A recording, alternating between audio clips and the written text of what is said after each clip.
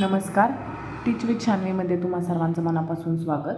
आजच्या व्हिडिओमध्ये आपण पाहणार आहोत की तुम्ही मुलांना 3 लेटर ब्लेंडिंग कसं शिकवू शकता किंवा 3 अक्षरी शब्द तुम्ही मुलांना बनवायला कसे शिकवू शकता, लिहायला पण आणि वाचायला पण। चला तर मग व्हिडिओला सुरुवात करूयात। तर सगळ्यात आधी आपण पाहणार आहोत की मुलांना 3 लेटर ब्लेंडिंग शिकवण्यासाठी काय माहिती असणं आवश्यक आहे। तर मुलांना सगळ्यात आधी फोनिक साऊंड पाठ असणं आणि फोनिक साऊंड माहिती असणं आवश्यक आहे। तर तुम्ही मुलांकडून सुरुवातीला फोनिक साऊंड पाठ करून घ्यायचे आहेत।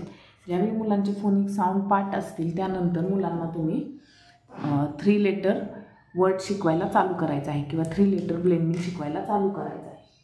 तर सगळ्यात पहिल्यांदा त्यानंतर मुलांना कॉन्सोनंट आणि वोवल्स यातला फरक सुद्धा सांगायचा आहे की ए ई आय ओ यू हे ओवल्स आहेत आणि इतर जे राहिलेले आहेत बी टू झेड हे सगळे सोडून जे राहिलेले आहेत ते इतर सगळे कॉन्सोनंट आहेत हे मुलांना सांगायचं आहे।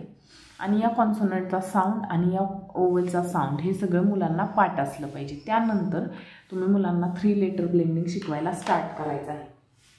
जसं की एखादा शब्द असेल जाम, जाम शब्द जर तुम्हाला घ्यायचा असेल तर तुम्ही मुलांकडून तो कसा लिहून घेऊ शकता। ज आधी ज साठी कोणता शब्द वापरला जातो, जे। जॅ आणि म साठी म। या पद्धतीने तुम्ही मुलांना 3 लेटर ब्लेंडिंग शिकवायचं आहे। तर यासाठी काही प्रत्येक ए सोबत काही शब्दांचं ब्लेंडिंग केलं जातं, ई सोबत काही शब्दांचं ब्लेंडिंग केलं जातं, आय सोबत, ओ सोबत, यू सोबत, प्रत्येकासोबतचं ब्लेंडिंग हे वेगळं आहे। जसं की ए सोबत आपण पाहतो की ए एम ॲन ॲट। तर या पद्धतीचं जे काही ए सोबतचं ब्लेंडिंग आहे ते आपण आजच्या व्हिडिओमध्ये पाहणार आहोत। तर या पद्धतीने ए सोबत ए आणि एम याचं ब्लेंडिंग काय होईल, am am an an at at ad at ab ab ag ag ap ap. तर या पद्धतीने आधी 2 लेटर ब्लेंडिंग करून घ्यायचं आहे, am an at ad ab ag आणि ॲप। आणि यानंतर तुम्ही मुलांना 3 लेटर ब्लेंडिंग शिकवू शकता। तर 3 लेटर ब्लेंडिंग तुम्ही मुलांना रीड करायला कसं शिकवणार आणि बनवायला कसं शिकवणार ते पाहूयात आता।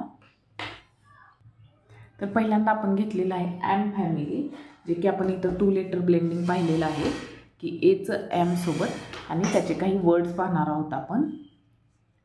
ड ॲम डॅम। जर मुलांना तुम्हाला लिहायला किंवा वाचायला शिकवायचं असेल तर या पद्धतीने तुम्ही मुलांची प्रॅक्टिस घेऊ शकता। इथं तुम्ही ब्लँक ठेवू शकता आणि मुलांना हे शब्द कंप्लीट करायला सांगू शकता किंवा रीडिंगची प्रॅक्टिस घ्यायची असेल तरीसुद्धा या पद्धतीने तुम्ही प्रॅक्टिस घेऊ शकता। ड ॲम डॅम, ज ॲम जॅम, र ॲम रॅम, य ॲम यॅम, ब ॲम बॅम, ह ॲम हॅम, प ॲम पॅम, स ॲम सॅम। नेक्स्ट ब्लेंडिंग आहे ॲन सोबत ॲन फॅमिली, क ॲन कॅन, फ ॲन फॅन, प ॲन पॅन, म ॲन मॅन, ब ॲन बॅन, र ॲन रॅन, ट ॲन टॅन, व ॲन वॅन। तर आपण हे कशावरून रीड करतोय तर आपल्याला ह्या सगळ्याचे फोनिक साऊंड माहिती आहेत, त्याच्यावरून आपण हे रीडिंग मुलांना शिकवणार आहोत।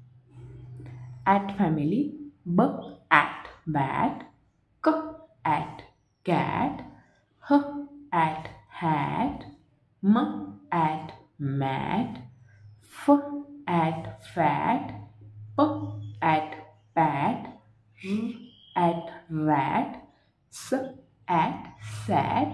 ही होती ॲट फॅमिली, म्हणजे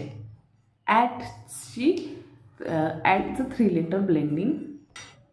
नेक्स्ट ॲट फॅमिली, ड ad dad, l add lad, p add pad, s add sad, b add bad, f add fad, m add mad, t add tad. Ab family, k ab cab, d ab dab, l ab lab, n ab nab, f ab fab, g ab gab, j ab jab, t ab tab.